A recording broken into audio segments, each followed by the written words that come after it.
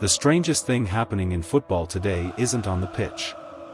It's to understand what we are losing, we have to remember what we used to have. There was a time when the crowd did not just watch the football match. They were an active part of it. They were the heartbeat of the 90 minutes. Think back to the ultras. The relentless beating of the drums. The giant, handmade flags that blocked the view of the pitch but showed the pride of a city. The continuous, synchronized chanting that started an hour before kickoff and didn't stop until long after the final whistle. And the away supporters, traveling across continents, packed into tight corners, fighting with their voices to be heard. These elements created something legendary in football folklore, the 12th man. It wasn't just a cliché phrase. It was a physical reality. The crowd created immense pressure. A wall of noise that could make an opposing world-class striker lose his nerve. The crowd intimidated. They made the referee think twice. And most importantly, when the home team was exhausted, bleeding, and losing in the 89th minute, the crowd lifted them. They forced the players to break through their physical limits. A great football match wasn't created by 22 players alone. It was created by 50,000 people in the stands. Are you enjoying the match? It's much better seeing it live. But football changed. The money poured in, and the sport transformed from a working-class escape into a global corporate empire. Football clubs today don't just sell matchday tickets anymore. They sell a premium experience. Walk through a modern stadium today and you will see luxury VIP lounges, elite hospitality packages, corporate boxes shielded by soundproof glass, and heated premium seating with built-in phone chargers. On paper, the clubs and the leagues are winning. They are generating more revenue than at any point in human history. But this financial success has a devastating consequence. To make room for high-paying corporate guests, the people who actually created the atmosphere have been systematically replaced. They have been priced out, pushed to the very back, or banned entirely. And look at who sits in those premium seats now. They are not football supporters. Football supporters became football consumers. They don't come to the stadium to scream until their throats bleed. They come to enjoy a luxury night out. They don't sing. Instead, they sit quietly. They check their stock portfolios. They take a selfie with the pitch in the background. They do not live the match. They simply observe it. This shift has led to a very small, but deeply terrifying change in fan behavior. Watch a goal being scored in a stadium today. 20 years ago, when the ball hit the back of the net, there was an immediate explosion of pure, chaotic human energy. Total strangers embraced each other.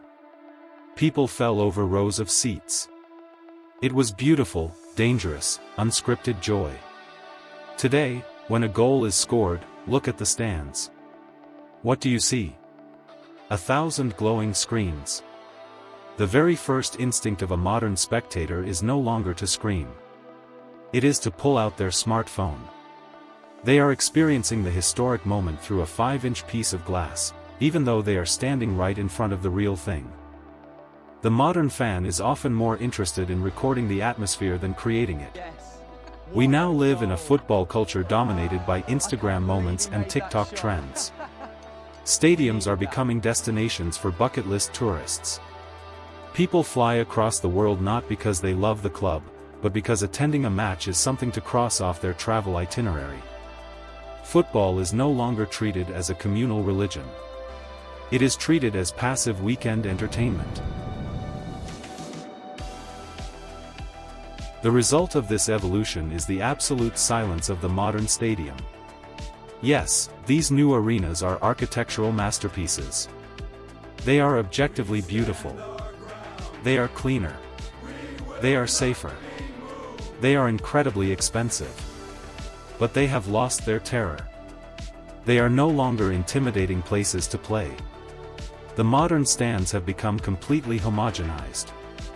Strict stadium regulations have drained the life out of the terraces. Health and safety rules mean giant flags are confiscated at the gate. Standing up during an exciting moment gets you a warning from a steward. Spontaneous banners are banned unless pre-approved by the club's marketing department. Drums are silenced to protect the comfort of corporate seating. Modern football has removed many of the things that made football feel alive. The raw, unpredictable, and beautifully chaotic soul of the game has been scrubbed clean. It has been sanitized for television broadcasts and family-friendly corporate sponsors. The rough edges have been polished away, leaving behind a cold, sterile theater where passion is heavily regulated. So, what happens next? Where does this path lead us? If this current trend continues, the trajectory is obvious. Tickets will continue to skyrocket. The crowds inside the stadiums will become wealthier, older, and more detached. The atmosphere will continue to decay. Football will achieve its ultimate corporate goal. It will become a perfect product. But it will be a lifeless one. A stadium can easily sell out all its seats. It can fill its VIP boxes, maximize its food revenue, and report record-breaking profits to its board of directors. But you cannot buy soul. You cannot manufacture a legendary atmosphere with a scoreboard graphic. Once the organic passion of the working-class fan is completely gone, it is gone forever. Maybe football has never been richer. Maybe the stadiums have never been more impressive. But if the songs disappear, if the drums disappear, if the people who built football can no longer afford to be there, then what exactly are we protecting? The future of football? Or simply the business of football?